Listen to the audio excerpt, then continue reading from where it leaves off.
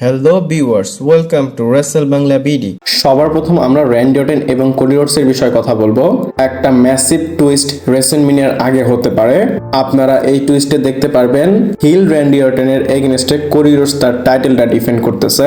হ্যাঁ, আমি একটু উল্টাপাল্টা হয়তো কিছু বলে দিয়েছি, কারণ এখন চ্যাম্পিয়ন হচ্ছে ড্রু ম্যাকিন্টায়ার, আর সামনে গিয়ে কোডি রোডস তাকে হয়তো চ্যালেঞ্জ করবে। তো এইখানে র্যান্ডি অর্টন হিল কোথা থেকে হবে আর টাইটেলের জন্য কেন আসবে?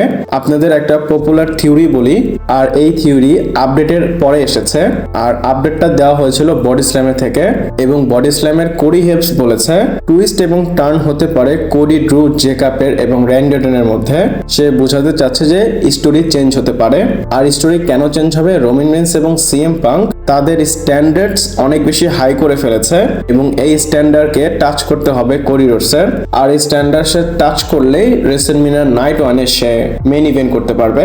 আমরা যে ম্যাচটা এক্সপেক্ট করতেছি, হয়তো ড্রু, কোডি এবং জেকাব ফাটোর একটা ম্যাচ হতে পারে, অথবা ড্রু এবং কোডি রোডসের সিঙ্গেলস ম্যাচ রেসেলমেনিয়াতে।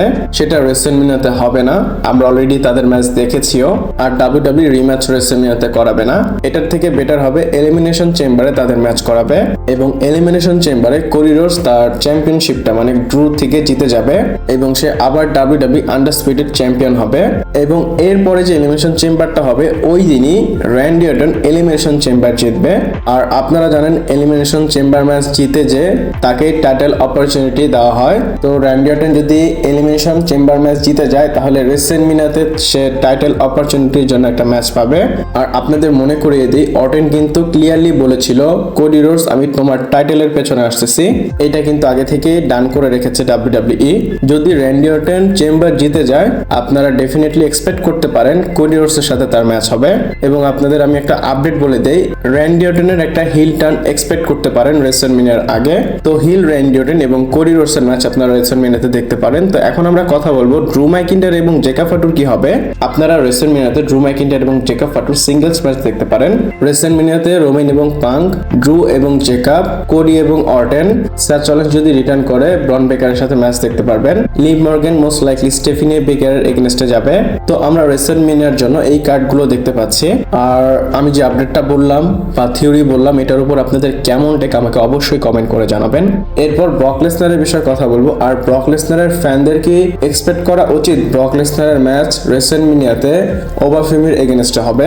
প্রথমেই বলে দিই, ব্রক লেসনারের জন্য 2 থেকে 3টা ম্যাচ রুমার্ড আছে।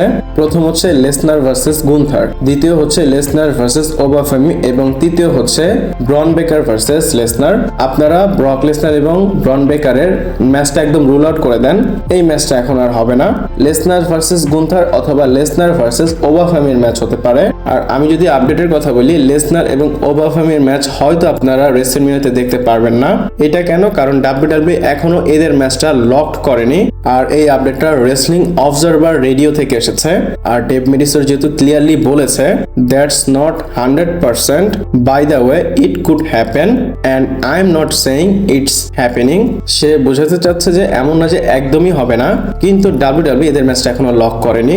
বাট এদের যদি আসলে ম্যাচটা হয়, হেভিওয়েট একটা ফাইট হবে, এবং রেসেলমেনিয়ার জন্য এখন আপনারা এটা কনফার্ম ধরবেন না। রেসেলমেনিয়া হতে আর কিছুদিন বাকি, এর মধ্যে আপডেট চলে আসবে, তখন আমরা ব্রক লেসনারের কারেন্ট স্ট্যাটাস জানতে পারবো।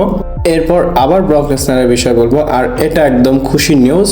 আর এটা হচ্ছে ব্রক লেসনারের রিটায়ার স্ট্যাটাস নিয়ে, এবং সামার স্ল্যামে তার স্ট্যাটাস কি। আমরা শুনেছি 2026 সালে সামার স্ল্যামে ব্রক লেসনার হয়তো রিটায়ার হয়ে যেতে পারে, কিন্তু ফাইটফুল কিউএনএতে সন রব স্যাপ বলেছে লেসনারের স্ট্যাটাস সামার স্ল্যামের জন্য এমনটা যে ডাব্লিউডাব্লিউ তাকে নিয়ে খুব ম্যাসিভ একটা প্ল্যান করতেছে। এটার মানে কি, ব্রক লেসনার রেসেলমেনিয়াতে এবং সামার স্ল্যামে রিটায়ার হবে না। এবং আমরা আপডেটও শুনলাম একটু আগে, ওবাফেমির সাথে তার ম্যাচটা হতেও পারে, এবং ফাইটফুলও বলতেছে সামার স্ল্যামে একটা মেজর রোলে আমরা ব্রক লেসনারকে দেখতে পারবো। তাহলে অবভিয়াসলি রেসেলমেনিয়া এবং সামার স্ল্যামে ব্রক লেসনার রিটায়ার হবে না। আর ব্রক লেসনারকে নিয়ে ডাব্লিউডাব্লিউ যে একটা ম্যাসিভ প্ল্যান করতেছে সামার স্ল্যামের জন্য, এটার মানে কি বা তারা কি প্ল্যান করতেছে, আপনাদের কি মনে হয় অবশ্যই আমাকে কমেন্ট করে জানাবেন।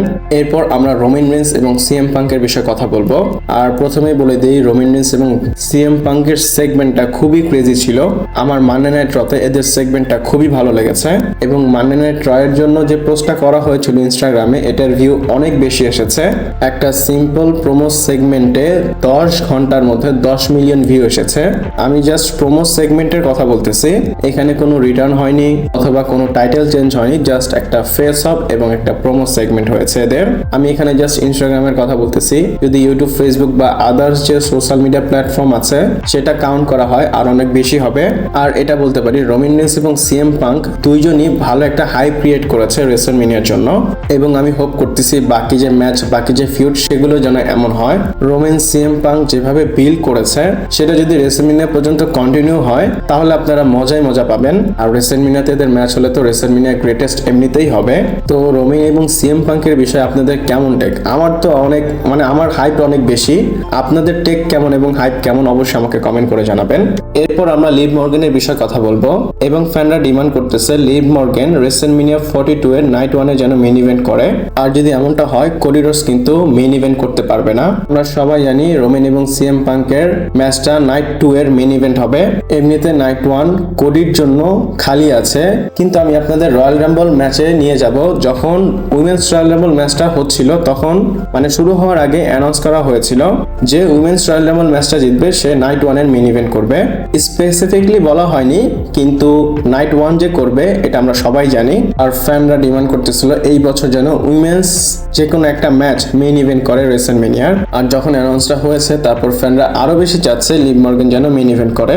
যদি লিভ মর্গান মেইন ইভেন্ট করে তাহলে কিন্তু কোডি রোডস মেইন ইভেন্ট করতে পারবে না।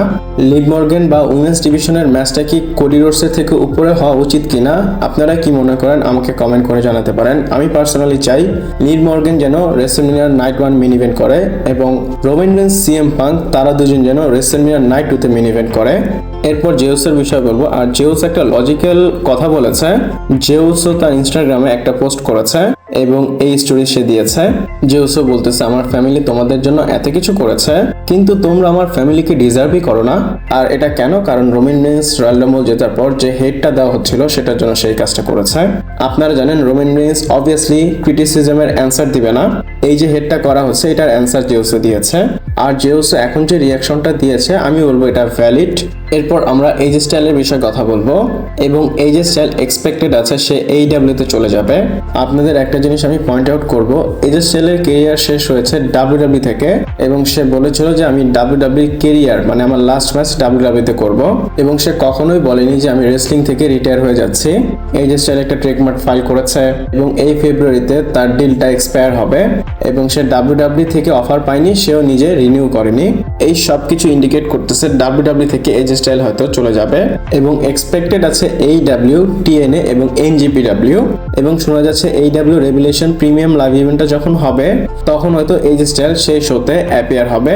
আর আপনারা সবাই জানেন ক্যানি ওমেগা তখন AEW ওয়ার্ল্ড হেভিওয়েট চ্যাম্পিয়ন হবে আর তখন হয়তো এজে স্টাইল এসে স্টেপ ডাউন করবে। আমি পার্সোনালি চাই না AEW তে এজে স্টাইল যাক, আমি চাই সে TNA তে যাক, বাট এটা এজে স্টাইলের একান্ত ব্যক্তিগত বিষয়। ফ্যান হিসাবে আমি আমারটা বললাম। আপনারা কি চান আমাকে কমেন্ট করে জানাতে পারেন। ভিডিওটা এ পর্যন্তই ছিল। ভালো লাগলে লাইক, কমেন্ট, শেয়ার, সাবস্ক্রাইব করে পাশে থাকবেন। পরবর্তী ভিডিওতে আবার দেখা হচ্ছে।